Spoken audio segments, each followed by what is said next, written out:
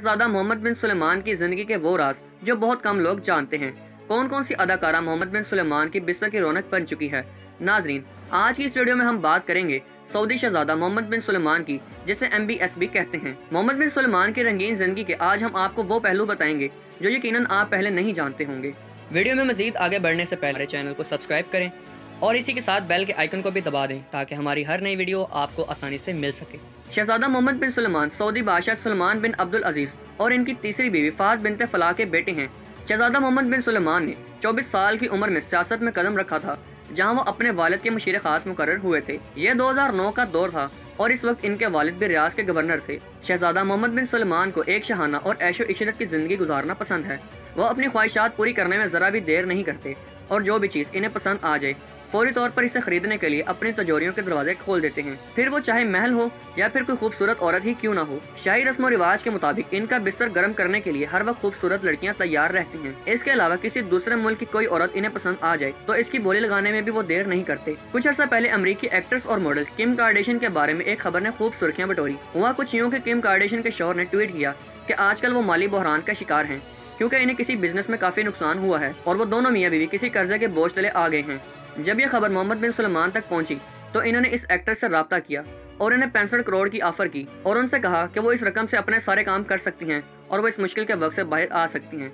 लेकिन साथ ही इन्होंने एक शर्त भी रखी कि इस 65 करोड़ के बदले इन्हें शहजादा सुलेमान के साथ एक रात गुजारनी होगी। तो आप इस बात से अंदाजा कर सकते हैं कि वो अपनी अय्याशी के लिए पैसे की बिल्कुल भी परवाह नहीं करते। इन्होंने इस एक्ट्रेस के साथ सिर्फ एक रात गुजारने के लिए 65 करोड़ की ऑफर कर दी थी। वो एक अलग बात है कि किम कार्दाशियन ने इनकी ये शर्त मानने से इनकार कर दिया। इसी तरह की ये खबर दुबई से भी आई, जब दुबई के रूलर और वजीर आजम शेख मोहम्मद बिन राशिद अल मखतूम की बीवी शहजादी हया बिनते हुसैन ने अपने 2 बच्चों को लेकर दुबई से भागकर लंदन में चली गई और लंदन में जाकर इन्होंने कोर्ट में अपने बच्चों की प्रोटेक्शन के लिए अपने शौहर के खिलाफ केस कर दिया। ये 2009 का वाक़या है। इनके 2 बच्चे थे, एक बेटा जो 8 साल का था, एक बेटी जो 11 साल की थी। हया बिनते हुसैन का कोर्ट में कहना था कि दुबई के रूलर उनकी 11 साल बेटी का रिश्ता सऊदी अरब के वली अहद मोहम्मद बिन सुलेमान के साथ करना चाहते हैं और सिर्फ रिश्ता ही नहीं, दोनों की शादी भी करना चाहते हैं। आप खुद अंदाजा कर सकते हैं कि मोहम्मद बिन सुलेमान इस वक्त 35 साल के हैं और वह पहले से शादीशुदा हैं और उनके बच्चे भी हैं जो इस 11 साल बच्ची से काफी बड़े हैं। तो आप इनकी अय्याशी का इधर से भी अंदाजा कर सकते हैं और ये कोई ढकी छुपी बातें नहीं है। इस रिपोर्ट को बहुत ज्यादा मीडिया कवरेज मिली थी और लंदन की अदालत ने भी इस रिपोर्ट को अपनी वेबसाइट के ऊपर पब्लिश किया था। 2015 में मोहम्मद बिन सुलेमान के वालिद जब सऊदी अरब के बादशाह बने तो इन्होंने अपने बेटे मोहम्मद बिन सुलेमान को वजीर दिफा बनाया और फिर बहुत जल्द ही मोहम्मद बिन सुलेमान ने अपने कजन को वली अहद के ओहदे से हटाकर खुद कुर्सी पर बैठ गए। अमेरिकी रिपोर्ट के मुताबिक शहजादा मोहम्मद बिन सुलेमान 17 अरब डॉलर के मालिक हैं और इस बेपनाह दौलत की वजह से ही वो अपनी फजूल खर्चियों और अय्याशियों की वजह से अक्सर ही मीडिया में बने रहते हैं। इनके शहाना शौक का ये आलम है कि कुछ अर्सा पहले इन्होंने न्यूयॉर्क में होने वाली नीलामी में 500 साल पुरानी पेंटिंग 45 करोड़ डॉलर में खरीदी। इस पेंटिंग की खास बात ये थी कि इस पेंटिंग को मशहूर Italian artist Leonardo da Vinci ने 500 साल पहले बनाया था। मीडिया रिपोर्ट्स के मुताबिक इस पेंटिंग की पेमेंट जाली अकाउंट्स के जरिए की गई थी जिसमें शहजादा मोहम्मद बिन सुलेमान का नाम जाहिर नहीं किया गया था। इसी तरह मोहम्मद बिन सुलेमान इस वक्त भी तनकीद का निशाना बने जब इन्होंने दुनिया के महंगे तरीन महलों में शामिल पेरिस का एक 57 एकड़ पर मुहित महल खरीदा। इस पेंटिंग की तरह इस महल को भी बेनामी जायदाद के तौर पर ही खरीदा गया था, लेकिन शाही खानदान के मशीरों ने तस्दीक की है कि महल के खरीदार मोहम्मद बिन सुलेमान ही हैं। 57 एकड़ के इस महल में सिनेमा घर, जिम, स्विमिंग पूल्स और ज़ेरे आब कमरों समेत आसाइश की हर चीज़ मौजूद है।